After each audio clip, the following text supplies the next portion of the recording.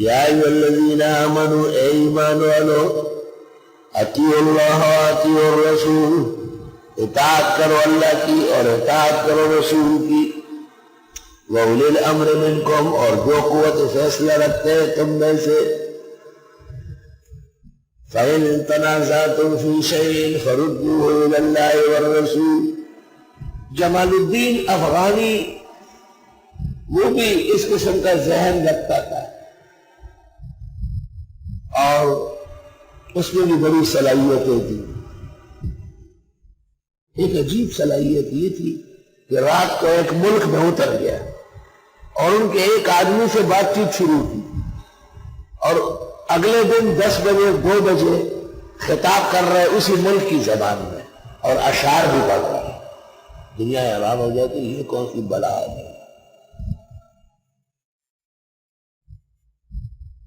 جمال الدین افغانی نے کلکتے سے دارالعلوم دیوبند کو تار دیا کہ میں صرف ایک دینی ادارے کو دیکھنے آنا چاہتا ہوں، اگر آپ کی اجازت ہو تو میں خطاب کر لوں گا علماء و طلباء کو، ورنہ ویسے چلے جاؤں گا۔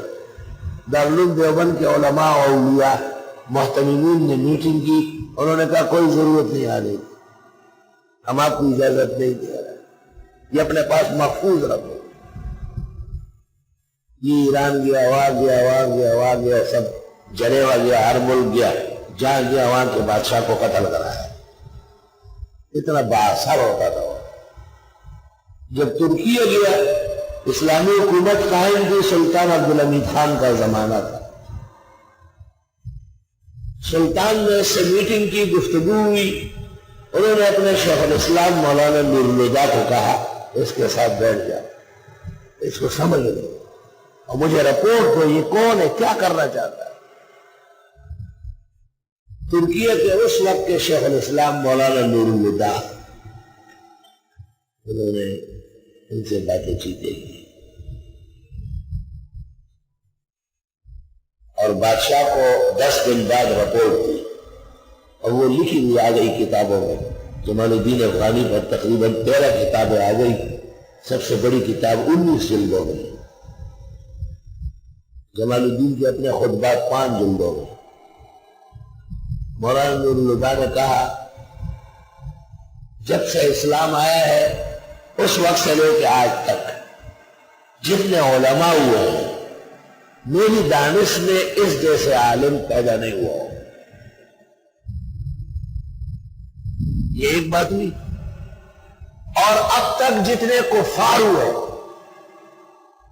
اتنا بڑا اکثر بھی کوئی دوسرا نہیں ہو، کیونکہ وہ یہ کہتا تھا کہ یہ جو جہاز بنانے والے ہیں نا یہ بھی پیغمبر ہے، یہ سائنسدان سارے نبی اور رسول ہیں۔ اب وہ کہتے تھے ہر نبی کے لیے پگڑ اور بڑا جبہ اور بڑی داڑھی نہیں، صلاحیت چاہیے۔ اس قسم کی باتیں جب انہوں نے مولانا نور الہدیٰ سے کہی اور مولانا نور الہدیٰ کو کہا کہ ان کے لیے یہ اصطلاحی ایمان اور اسلام بھی ضروری نہیں ہے، تو اس نے کہا استغفر اللہ واتوب الیہ۔ بادشاہ نے کہا ٹھیک ہے، یہی رہے ہمارا شاہی مہمان۔ اس نے کہا میں جا رہا ہوں جرمنی علاج کے لیے۔ سلطان نے کہا اور آپ کو پھیلنے نہیں دوں گا، تیرے شر سے امت کو بچانا ہے، یہی رہو۔ اور جرمنی کے جو ڈاکٹر انہوں نے کہے سلطان نے شاہی خرچے پر بلائے اور کہا ابد الآباد کے لیے محصور ہو، ابد الآباد کے لیے محصور، ہلنے نہیں دوں گا۔ آپ کیا باتیں کر رہے؟ وہ کچھ دن مصر میں رہا تھا اور مصر میں اس کا شاگرد مفتی محمد عبدہ ہوا ہے، اور مفتی محمد عبدہ کا شاگرد شیخ رشید علی رضا صاحب تفسیر المنار ہے۔ تو میرا اپنا خیال یہ ہے کہ جمال الدین افغانی یہ سائنس اور ٹیکنالوجی سمجھ چکا تھا، ذہین ذکی بلاغ تھا، لیکن یہ عالم نبوت کے ساتھ ملانا اور ان کے لیے ایمان کو کلدم کرنا اور اس پر باقاعدہ نبوت کا اطلاق کرنا، یہ شیخ کی بہت بڑی غلطی تھی اور بڑی زیادتی تھی۔ توبہ توبہ۔ اب پتہ چلتا ہے کہ دارالعلوم دیوبند کے جن بزرگوں نے نہ صفحہ دیکھا تھا نہ کتاب دیکھی تھی، کہا مت آئیے، کوئی ضرورت نہیں ہے، وہی رہو۔ کتنے صاحب دل صاحب ایمان لوگ اس وقت محترم تھے مولانا محمد احمد صاحب، حضرت نانوتوی کا بیٹا، اور قاری محمد طیب صاحب رحمت اللہ علیہ کے والد۔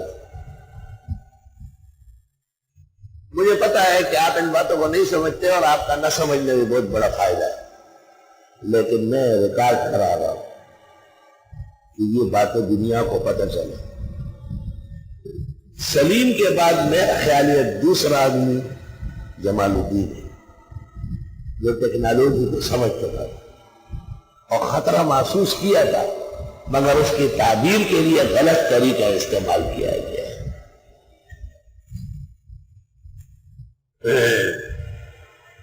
اے ایمان والو، تابعداری کرو اللہ کی اور رسول کی، اور وہ جو اولو الامر ہے تم میں، طلبہ و فضلہ متوجہ رہے۔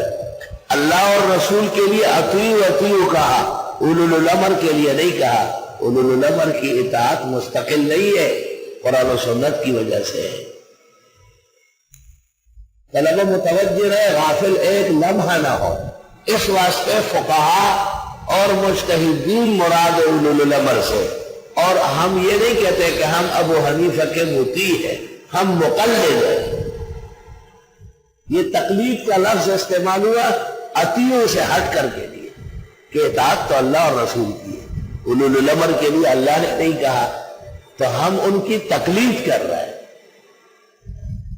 تقلید قلادہ سے ہے۔ قلادہ جب انسان کے گلے میں ہو تو اس کو ہار کہتے ہیں، خوبصورت امبیل، اور جب کتے کے گلے میں ہو تو پٹا کہلاتا ہے۔ ہم چونکہ انسان ہیں اور مسلمان ہیں تو ہم تقلید ابو حنیفہ کی ایک خوبصورت و عزت کا ہار پہنے ہوئے ہیں، اور دوسرے لوگ جو دوسری جنس سے ہیں وہ تقلید کا معنی کتے کے گلے کے پٹے کے حساب سے کر رہے۔ فکر ارکس بقدر ہمت ہو، ان کی یہی فکر ان کے لیے مناسب ہے، وہ اس طرح تشریح کرے۔